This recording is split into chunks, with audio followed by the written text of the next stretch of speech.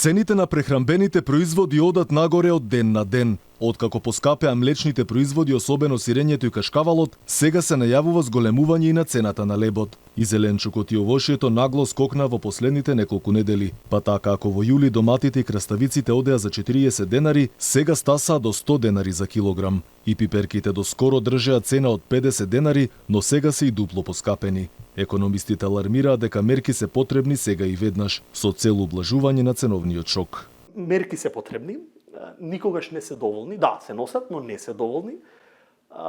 Можеби повеќе би сакал јас лично да видам кохабитација и соработка со помеѓу фискалната и монетарната власт. Професорот Синиша Наумовски додава дека економската слика во Македонија воопшто не е добра и дека е потребна соработка помеѓу бизнисот и власта, но и поголема координација меѓу државните институции. Било кои мерки и колку и да се труди државниот апарат, ефектите ќе бидат многу поспори. Зошто? Бидејќи оваа земја која е во развој и по статистиките некаде сме на дното, на средината и кон дното во варијабли од сите земји членки од Западен Балкан, нема доволно капацитети за храна. И немаме капацитети, сега веќе ги менуваме капацитети за електрична енергија. Дека на скапотијата и нема крај, алармираше и Сојузот на синдикати, кој итно бара покачување на платите за луѓето полесно да го поминат овој тежок период. Ова е буквално кошничка за преживување во месецот за едно семејство.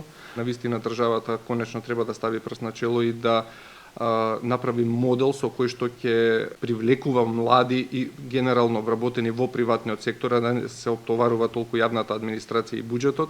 Синдикатот алармира државата да ги прифати нивните забелешки околу зголемување на платите, за да не продолжи трендот на осиромашување на граѓаните.